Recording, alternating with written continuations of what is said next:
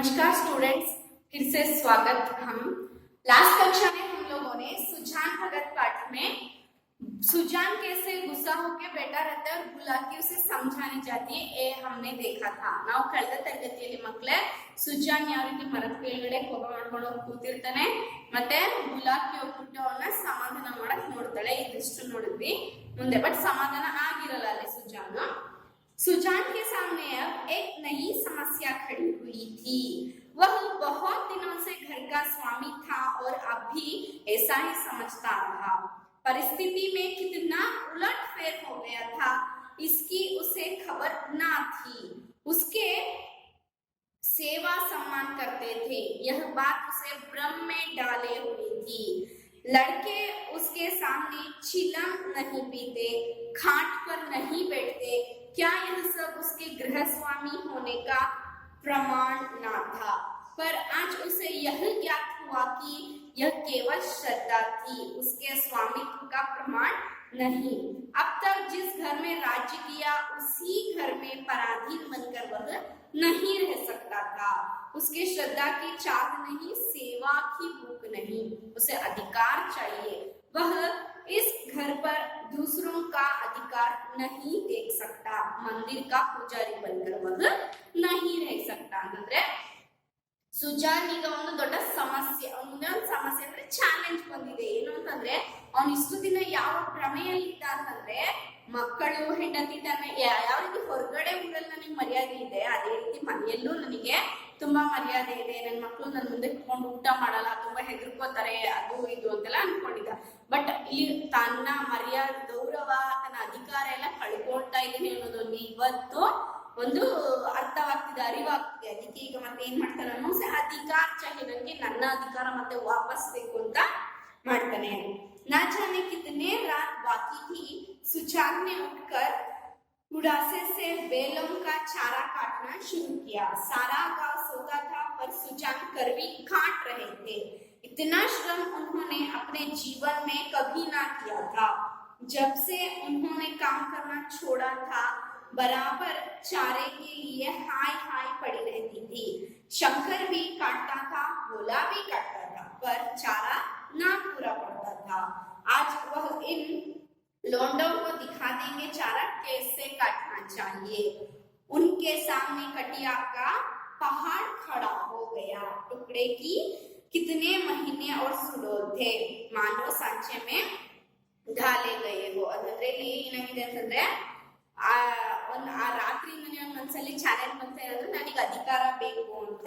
ಈಗ ಅವ್ರು ಏನ್ ಮಾಡ್ತಾನೆ, ಫಸ್ಟ್ ಕೆಲಸ ಸ್ಟಾರ್ಟ್ ಮಾಡೋದು ಅಂತಂದ್ರೆ ಹಸುಗಳಿಗೆ ಹುಲ್ಲು ತರೋ ಕೆಲಸ ಹೋಗ್ಬಿಟ್ಟು ಅಲ್ಲಿ ಫಸ್ಟ್ ಮೊದಲು ಶಂಕರ್ ಬೋಲ ಇಬ್ರು ಕೂಡ ಹುಲ್ಲನ್ನ ತರ್ತಾ ಇದ್ರು, ಆದ್ರೆ ಅದು ಅವ್ರ ಮನೇಲಿ ಸಾಕಾಗ್ತಾ ಇರ್ಲಿಲ್ಲ। ಅದಕ್ಕೆ ಏನ್ ಮಾಡ್ತಾನೆ ಅವನು ಮತ್ತೆ ಹೋಗ್ಬಿಟ್ಟು ತಾನ್ ಹುಲ್ಲನ್ನ ತರಕ್ ಸ್ಟಾರ್ಟ್ ಮಾಡ್ತಾನೆ। ಹುಲ್ ತಂದು ಏನ್ ಅನ್ಕೋತಾನೆ ಒಂದ್ಸಲಿ ಅಂದ್ರೆ ಈ ಹುಡುಗರಿಗೆ ಈ ಲೋಟೋಂಗೋ ದಿಖಾದೇಂಗೆ ಕಿ ಯಾವ ರೀತಿ ಹುಲ್ಲನ್ನ ತರಬೇಕು, ಯಾವ ರೀತಿ ಹಸುಗಳಿಗೆ ಪೂರೈಕೆ ಫುಲ್ ಹುಲ್ಲನ್ನ ಮಾಡ್ಬೇಕು, ಅದೆಷ್ಟು ತಿಂಗ್ಳುಗಟ್ಲೆ ಅಥವಾ ಜಾಸ್ತಿ ಶೇಖರಣೆ ಮಾಡಿ ಇಡ್ಬೋದು ಅಷ್ಟು ಅವತ್ತು ತಂದಿರ್ತಾನೆ ರಾತ್ರಿ। मुह अंधेरे बुलाकी उठी तो कटिया का ढेर देखकर दंग रह गई। बोली, क्या बोला, आज रात भर कटिया ही काटता रह गया। कितना कहा कि बेटा जी से जहान है, पर मानता ही नहीं, रात को सोया ही नहीं। ಬೆಳಿಗ್ಗೆ ಎದ್ದು ಬುಲಾಕಿ ಅವ್ರು ಏನ್ ಹೇಳ್ತಾರೆ, ಇದನ್ನೆಲ್ಲ ಹುಲ್ಲಿನ ಒಂದು ಪಿಂಡೆ ಇದ್ದದನ್ನ ನೋಡ್ಬಿಟ್ಟು ಇದನ್ನ ನಾನು ಆಶ್ಚರ್ಯ ಪಟ್ಕೋತಾಳೆ ಫಸ್ಟ್, ಆಮೇಲೆ ಅನ್ಕೋತಾಳೆ ನನ್ನ ಮಗ ಬೋಲ ಏನಪ್ಪ ಇಷ್ಟೊಂದು ಕೆಲಸ ಮಾಡ್ಬಿಟ್ಟಿದ್ದಾನೆ, ಇಷ್ಟೊಂದು ಹುಲ್ ತಂದ್ಬಿಟ್ಟಿದ್ದಾನೆ, ಎಷ್ಟು ಹೇಳ್ತೀನಿ ನನ್ನ ಮಗನ್ಗೆ ನಾವ್ ಚೆನ್ನಾಗಿದ್ರೆ ಆಮೇಲೆ ಕೆಲಸ ಅಂತ, ಆದ್ರೆ ನೋಡು ರಾತ್ರಿ ಪೂರ್ತ ಮಲ್ಲಿಗೆ ಇಲ್ಲ ಅಂತ ಅನ್ಕೊಂಡು ಮಾತಾಡ್ತಿರ್ತಾಳೆ। ಅದನ್ನ ಕೇಳಿಸ್ಕೊಂಡಂತ ಸುಜಾನ್ ಭಗತ್ ತಾನೇ ಸೇ ಕಹಾ, ತಾನೇ ಅಂದ್ರೆ ವ್ಯಂಗ್ಯವಾಗಿ ಹೇಳ್ತಾನೆ, वह सोता ही कब है, जब देखता हूँ तब काम ही करता रहता है, ऐसा कमाऊ संसार में और कौन होगा ಅಂತಂದ್ರೆ ಹೌದು ನಿನ್ ಮಗ ಯಾವಾಗ ತಾನೇ ಮಲಗ್ತಾನೆ, ಯಾವಾಗ ನೋಡಿದ್ರು ಕೆಲಸ ಮಾಡ್ತಾನೆ ಇರ್ತಾನೆ, ಇಂತ ಒಬ್ಬು ಕೆಲಸ ಮಾಡೋರಿಗೆ ತಾನೇ ಇನ್ಯಾರಿದ್ದಾರೆ ಇಲ್ಲಿ ಅಂತಂತಾರೆ। इतने में भोला आंखें मलता हुआ बाहर निकला। उसे भी यह ढेर देखकर आश्चर्य हुआ। माँ से बोला, क्या शंकर आज बड़ी रात को उठा था? माँ बुलाकी, वह तो बड़ा सो रहा है। मैंने तो समझा तुमने काटी होगी. ಆ ಬೋಲ ಬಂದ್ಬಿಟ್ಟು ಹೇಳ್ತಾನೆ. ಬೋಲಂಗೂ ಫಸ್ಟ್ ಆಶ್ಚರ್ಯ ಆಗುತ್ತೆ ನೋಡ್ಬಿಟ್ಟು ಆಮೇಲೆ ಯಾಕೆ ಇಷ್ಟೊಂದು ಇದೆಯಲ್ಲ ಅಂತ ಆಶ್ಚರ್ಯ ಪಟ್ಕೊಂಡು, ಏನಮ್ಮ ಶಂಕರ್ ರಾತ್ರಿ ಮಲ್ಗೆ ಇಲ್ವಾ, ಇಷ್ಟೊಂದು ಹುಲ್ಲು ತೆಗ್ದ್ಬಿಟ್ಟಿದ್ದಾನಲ್ಲ ಅಂತ. ಅದಕ್ಕೆ ಅಮ್ಮ ಹೇಳ್ತಾಳೆ, ಶಂಕರ್ ತೋ ಮಲಗಿದ್ದಾನೆ, ನಾನ್ ಅನ್ಕೊಂಡೆ ನೀನ್ ಮಾಡಿದ್ಯಾ ಅಂತ. ಮತ್ತೆ ಬೋಲ ಹೇಳ್ತಾನೆ, मैं तो सवेरे उठ नहीं पाता, दिन भर चाहे जितना काम कर लो पर रात को मुझसे नहीं उठा जाता. ಅಂತಂದ್ರೆ ನಾನ್ ಮಾಡಿಲ್ಲಪ್ಪ, ನನ್ಗಂತೂ ಬೆಳಿಗ್ಗೆ ಎದ್ದೇಳಕ್ಕೆ ಆಗಲ್ಲ, ಇಡೀ ದಿನ ಎಷ್ಟು ಬೇಕಾದ್ರೂ ಕೆಲಸ ಮಾಡ್ತೀನಿ, ಆದ್ರೆ ನನಗೆ ಬೆಳಿಗ್ಗೆ ಇದು ಕೆಲಸ ಅಂತೂ ಮಾಡಕ್ಕೆ ಆಗಲ್ಲ ಅಮ್ಮ ಅಂತ ಹೇಳ್ತಾನೆ. ಆತರ ಹೇಳ್ತಾರಲ್ವಾ ಬುಲಾಕಿ, तो क्या तुम्हारे दादा ने काटी है, दादा ने काटी है ಅಂತಂದ್ರೆ ಇಲ್ಲಿ ಸುಜಾನ್ಗೆ ಈಗ ಹೆಸರು ಬಂತು, ಸುಜಾನ್ ಬುಲಾಕಿ ಬಾಯಿ. ಹಾಗಾದ್ರೆ ನೀನು ಮಾಡಿಲ್ಲ ಶಂಕರು ಮಾಡಿಲ್ಲ ಅಂದ್ರೆ ದಾದಾ ಅಂದ್ರೆ ಹಳೆ ಕಾಲದಲ್ಲಿ ಅಪ್ಪಂಗೆಲ್ಲ ಅಣ್ಣ ಅಕ್ಕ ಅಂತ ಕರೀತಾರಲ್ವಾ, ಆ ರೀತಿ ದಾದಾ ಮಾಡಿರ್ಬೋದಾ ಅಂತ. बोला हाँ मालूम तो होता है, रात भर सोए नहीं, मुझसे कल बड़ी भूल हुई, अरे वह तो हल लेकर जा रहे हैं, जान देने पर उतारू हो गए हैं क्या. ನೋಡಿದ್ರೆ ಗೊತ್ತಾಗುತ್ತೆ ಅಮ್ಮ, ರಾತ್ರಿ ಇಡೀ ಮಲಗಿಲ್ಲ ಅನ್ಸುತ್ತೆ ಅವರು, ನಾನ್ ರಾತ್ರಿ ಹುಲ್ ತರದೇನೆ ತುಂಬಾ ದೊಡ್ಡ ತಪ್ಪು ಮಾಡ್ಬಿಟ್ಟೆ. ಅಯ್ಯೋ ಹಲ್ ನೇಗಿಲು ಹಿಡ್ಕೊಂಡು, ಹಲ್ ಅಂದ್ರೆ ನೇಗಿಲು, ಈಗ ಆಲ್ರೆಡಿ ಅವರು ಹಲ್ ಲೆಕ್ಕರ್ ಜಾರ ನೇಗಿಲ್ ಬೇರೆ ಹಿಡ್ಕೊಂಡು ಹೋಗ್ತಾ ಇದ್ದಾರೆ. ಇದೇನಪ್ಪ ಇಷ್ಟೊಂದು ಇದು ಅನ್ಕೊಂಡು ಬುಲಾಕಿ ಕ್ರೋಧಿತ ಸದಾಕೆ ಹೇ ಅಬ್ ಕಿಸಿ ಕಿ ಸುನೇಂಗಿ ಥೋಡಿ ಅಂತಂದ್ರೆ ಫಸ್ಟ್ ಇಂದನೇ ಕೋಪವಂತರವರು, ಈಗ ಬೇರೆ ಯಾರಾದ್ರೂ ಕೇಳ್ತಾರ ಅವರು ಅನ್ಕೊಂಡು ಬೋಲಾ ಶಂಕರ್ ಕೋ ಜಗಾ ದೋ, ಮೇ ಭಿ ಜಲ್ದಿ ಸೆ ಮುಖ ಹಾತ್ ಹೋಕರ್ ಹಲ್ ಲೇ ಜಾಮು. ಹೋಗಮ್ಮ ನೀನ್ ಬೇಗ ಹೋಗ್ಬಿಟ್ಟು ಶಂಕರ್ನ ಎಬ್ಬಿಸು, ನಾನು ಹೋಗ್ಬಿಟ್ಟು ಮುಖ ತೊಳ್ಕೊಂಡು ಬೇಗ ನಾನು ನೇಗಿಲ್ಕೊಂಡು ಹೋಗ್ತೀನಿ. जब और किसानों के साथ भोला हल लेकर खेत में पहुंचा तो सुजान आधा खेत जोत चुके थे. भोला ने चुपके से काम करना शुरू किया. सुजान से कुछ बोलने की उसकी हिम्मत न पड़ी. भोला ಏನಂತಾನೆ, ಬೇರೆ ಎಲ್ಲ ರೈತರನ್ನೆಲ್ಲ ಕರ್ಕೊಂಡು ಹೋಗೋಷ್ಟೊತ್ತಿಗೆ ಅರ್ಧ ಭೂಮಿ ಉಳುಮೆ ಮಾಡಾಗಿದೆ ಸುಜಾನ್. ಆದ್ರೆ ಹೋದ ತಕ್ಷಣ ಇದನ್ನು ನೋಡ್ಬಿಟ್ಟು ಆಶ್ಚರ್ಯ ಪಡ್ಕೊಂಡು ಏನ್ ಮಾಡ್ತಾನೆ, ಅಪ್ಪನ ಹತ್ರ ಏನು ಮಾತಾಡಲ್ಲ, ಸುಮ್ಮನೆ ಸೈಲೆಂಟ್ ಆಗಿ ಕೆಲಸ ಮಾಡೋದನ್ನ स्टार्ट ಮಾಡ್ಬಿಡ್ತಾನೆ. दोपहर हुआ, सभी किसानों ने हल छोड़ दिया पर सुजान भगत अपने काम में मग्न है. भोला थक गया है, उसकी बार बार इच्छा होती थी कि बैलों को खोल दे, मगर डर के मारे कुछ कह नहीं सकता था. सबको आश्चर्य हो रहा था कि दादा कैसे इतनी मेहनत कर रहे हैं. ಮಧ್ಯಾಹ್ನ ಕಳೀತು. ಮಧ್ಯಾಹ್ನ ಆದ್ರೂ ಏನಾಗಿದೆ, ಇಲ್ಲಿ ಎಲ್ಲಾ ಬೇರೆ ರೈತರು ಕರ್ಕೊಂಡು ಹೋಗಿರ್ತಾರ, ಅವರೆಲ್ಲ ನೇಗಿಲು ಬಿಟ್ಟು ಸೈಡಲ್ಲಿ ಹೋಗ್ತಾರೆ ಸೈಡ್ಗೆ. ಬೋಲಂಗೂ ಮನ್ಸಲ್ಲಿ ಸುಸ್ತಾಗ್ತಿದೆ, ನಾನು ಯಾವಾಗ ನೇಗಿಲು ಬಿಡ್ಲಿ ಅಂತ ಕಾಯ್ತಾ ಇದ್ದೇನೆ. ಆದ್ರೆ ಮತ್ತೆ ನೀನು ಹೆದರಿಕೆ ಬೇರೆ ಅಪ್ಪನ ಹತ್ರ ಹೋಗಿ ಹೇಳಕ್ಕೆ, ಸ್ವಲ್ಪ ಹೆದರಿಕೆ ಸ್ಟಾರ್ಟ್ ಆಗಿದೆ ಈಗ. ಮತ್ತೆ ಎಲ್ಲಾರು ಈಗ ಯೋಚನೆ ಏನ್ ಮಾಡ್ತಾರೆ ಅಂತಂದ್ರೆ, ಇದೇನ್ ಇವತ್ತು ಸುಜಾನ್ ಇಷ್ಟೊಂದು ಕೆಲಸ ಮಾಡಕ್ ಸ್ಟಾರ್ಟ್ ಮಾಡ್ಬಿಟ್ಟಿದ್ದಾನಲ್ಲ ಅಂತ ಯೋಚನೆ ಮಾಡ್ತಿದ್ದಾರೆ.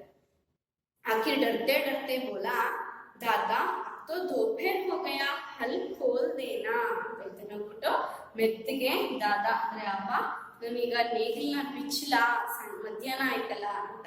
ಅದಕ್ಕೆ ಬೋಲಾ सुजान हाँ खोल दे, तुम बैलों को लेकर चलो, मैं डांड फेंक कर आता हूँ. ಸರಿ, ನಿನ್ನ ಹಸುಗಳನ್ನ ಕರ್ಕೊಂಡು ಮನೆಗೆ ಹೋಗು, ನಾನು ಡಾಂಡ್ ಫೇಕರ್ ಅಂತ ಡಾಂಡ್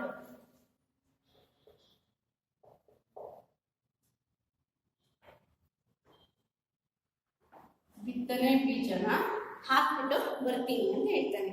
ಬೋಲಾ ಮೇ ಸಾಂಜ್ को डांड फेंक दूंगा, ನಾನು ಸಂಜೆ ಬಂದ್ಬಿಟ್ಟು ಬೀಜನ ಹಾಕ್ತೀನಿ ಅಂತ ಹೇಳ್ತಾನೆ. सुजान तुम क्या फेंक देंगे, देखते ही नहीं हो खेत कठोर की तरह गहरा हो गया है, तभी तो बीज में पानी जम जाता है. इसी ओये के खेत में 20 मन का बीघा होता था.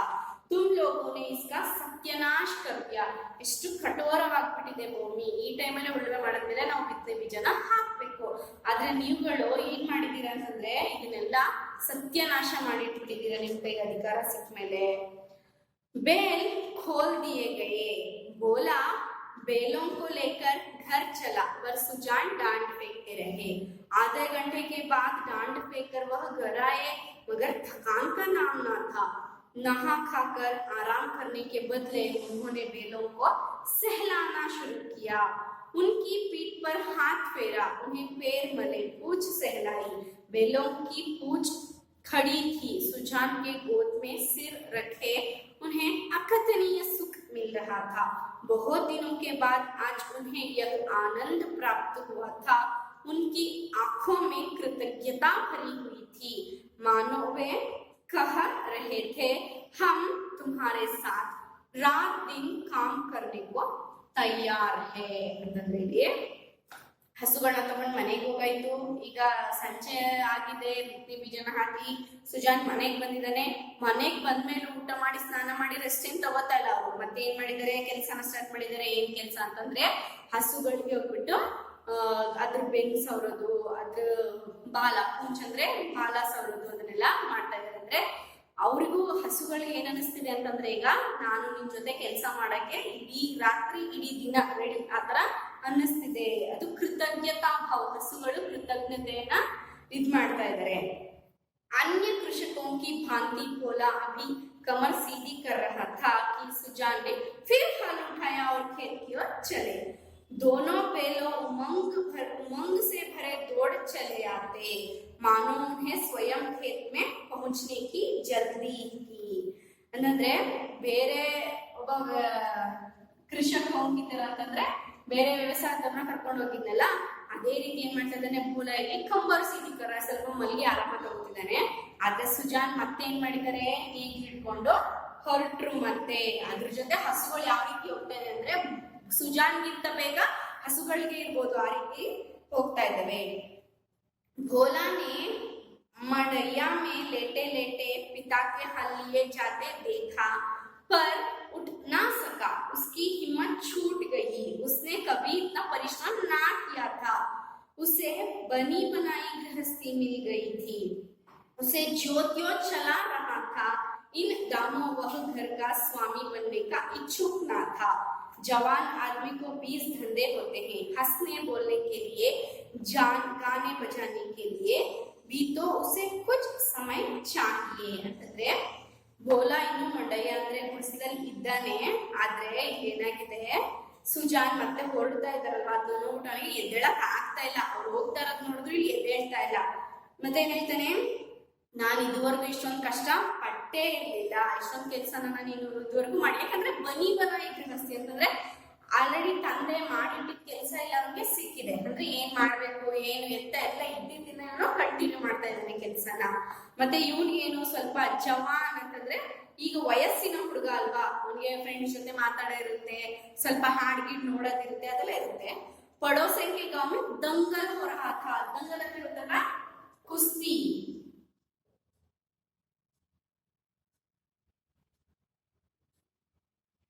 ಕುಸ್ತಿ ನಡೀತಿರುತ್ತೆ, ಅದನ್ನ ನೋಡಕ್ ಹೋಗ್ಬೇಕು. जवान आदमी कैसे अपने को वाह जान रोकेंगे. वहां किसी गांव में बारात आई, नाच गाना हुआ. जवान आदमी को क्यों उसके आनंद से वंचित रह सकता है. वृद्ध जनों के लिए ये बाधाएं नहीं. उन्हें ना नाच गाने से मतलब है, ना खेल तमाशे से गज, ಕೇವಲ अपने काम से काम. ಅಂತಂದ್ರೆ ಇವನಿಗೆ ದಂಗಲ್ ನೋಡಕ್ ಹೋಗ್ಬೇಕು, ಎಲ್ಲಾದ್ರೂ ಮದ್ವೆ ಆಗ್ತಿದೆ ಅಂದ್ರೆ ಡ್ಯಾನ್ಸ್ ಮಾಡಕ್ ಹೋಗ್ಬೇಕು, ಎಲ್ಲಾದ್ರೂ ಖುಷಿ ವಿಷಯನ ಹಂಚ್ಕೊಳ್ಬೇಕು. ಆದ್ರೆ ವಯಸ್ಸಿನ ಹುಡುಗ ಇವನ್ಗೆಲ್ಲ ಇರ್ಬೇಕು ಅನ್ಸೋದಂದ್ರೆ, ವಯಸ್ಸು ಆದವ್ರಿಗೆ ಇದೆಲ್ಲ ಏನ್ ಬೇಕಾಗಿಲ್ಲ, ಜಸ್ಟ್ ಕೆಲಸ, ಮನೆ, ಊಟ ಇಷ್ಟ ಮಾತ್ರ ಬೇಕಿತ್ತು. ಬುಲಾಕಿನೇ ಕಹಾ, ಬೋಲಾ ತುಮ್ಹಾರೆ ದಾದಾ ಹಲ್ ಲೇಕರ್ ಗಯೇ. ಬುಲಾಕಿ ಹೇಳ್ತಾರೆ, ನೀವಪ್ಪ ನೇಗಿ ಹಿಡ್ಕೊಂಡು ಹೋದ್ರು ಅಂತ. ಬೋಲಾ ಜಾನೇ ದು ಅಮ್ಮ ಮುझसे यह नहीं हो सकता. ಹೋಗ್ಲಿ ಬಿಡಮ್ಮ ಹೋಗ್ಲಿ, ಬಟ್ ನನಗೆ ಈ ಕೆಲಸ ಮಾಡಕ್ಕೆ ಆಗ್ತಾ ಇಲ್ಲ ಅಂತ ಹೇಳ್ತಾರೆ ಇಲ್ಲಿ ಬೋಲಾ. नेक्स्ट क्लास में अगला पार्ट देखेंगे. Thank you.